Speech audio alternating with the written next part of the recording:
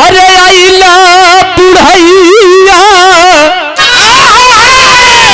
आइला बुढ़ैया ए बाबू सझावा समैया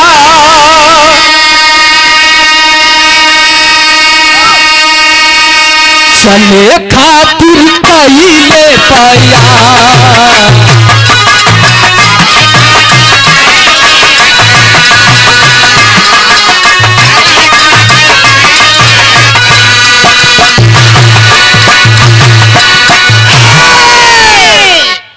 धीरे धीरे इंसान बड़ होला, लड़का से कुछ सयान होला, धीरे धीरे और उम्र बढ़ला। जवानी के दहलीज में आते हैं बच्चे तो माँ बाप का हर माँ बाप का फर्ज होता है कि ओकर शादी कर दे अपने लड़का का चाहे बिटिया का। जब शादी कर लेवलन तो धीरे धीरे और उम्र कुछ बढ़ला, परिवार बसल लंबा।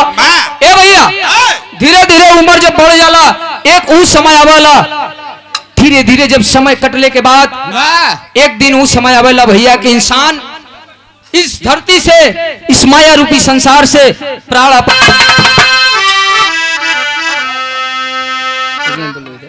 आई गीत अपने मिर्जापुर का बपौती गीत है जी सुनिए आई गीत के सीमा तो हूँ सुन ला। गीत के पहले के गवैया लोग गा के चल गए। तू कब जाबे भाई? कहाँ भाई? घरे हो। ऐसे साफ साफ बोलल कैली, साफ साफ सुनल कैली। अब वही शादियों बियाह नहीं भइल भाई, इतना जल्दी भेजबा का हो सीमा? इतना जल्दी हमके भेजे थोन भाई? जुगाड़ बैठ गया बताहर। गीत है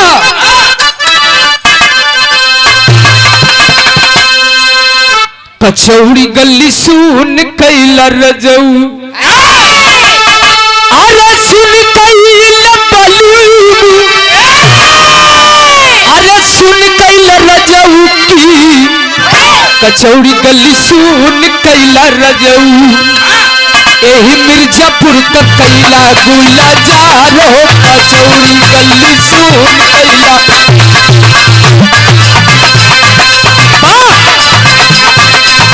अरे जिया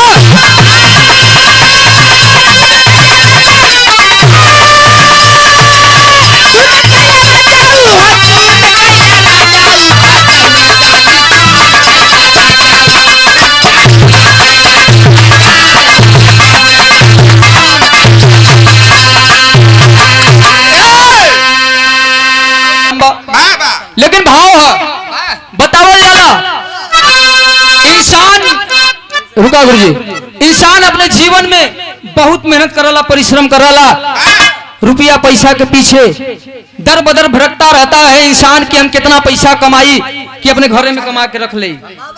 लेकिन वो पैसा होला का इंसान को एक दिन जब दुनिया छोड़कर जब जाता है तो जितना धन दौलत रुपया पैसा रही सब यहीं रह जाए बबलू भैया। तो कहना है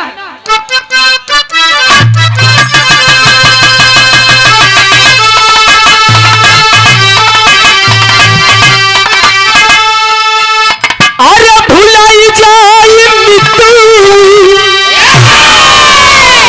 अरे भुलाई जाई मितवती, सब कुछ भुलाई जाई मितवा, अरे सब कुछ भुलाई जाई मितवा, एही पिजरा से सुगाना पराई जाई, सब कुछ भुलाई जाई मितवा।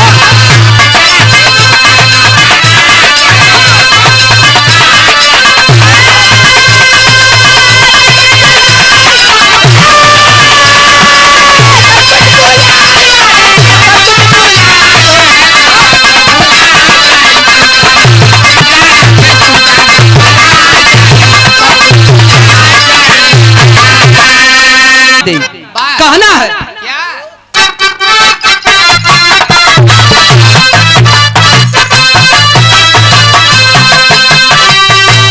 संबंधी छुट्टी है, संबंधी छुट्टी है, बपवा मत करिया,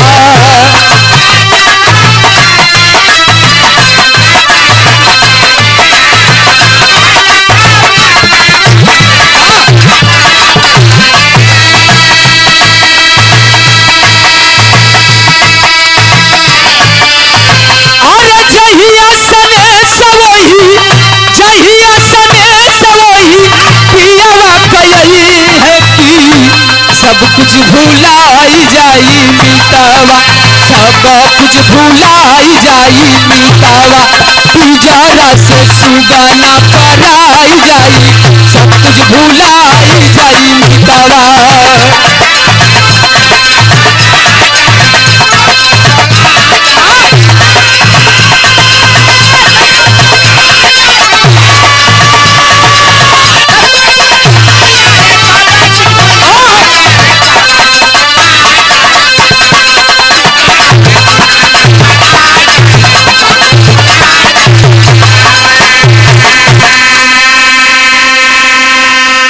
सीटी देवे करी ए भैया देखे नहीं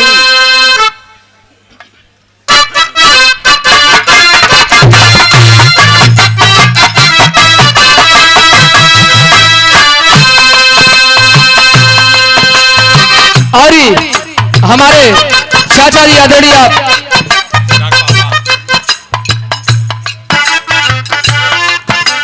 हम उनके पहले की बात गुरुवर बिहारी गुरुमा रेस के प्रीतिया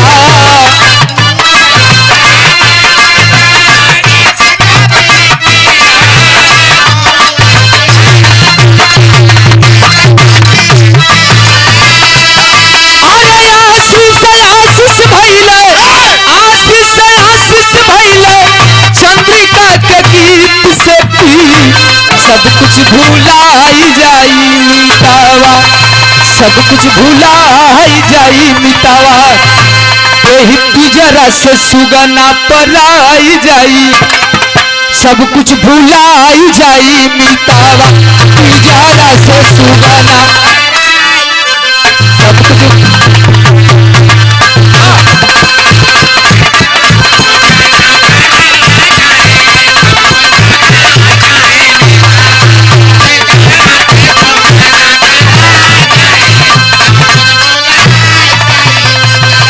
सब कुछ भुलाई जाई मितवा।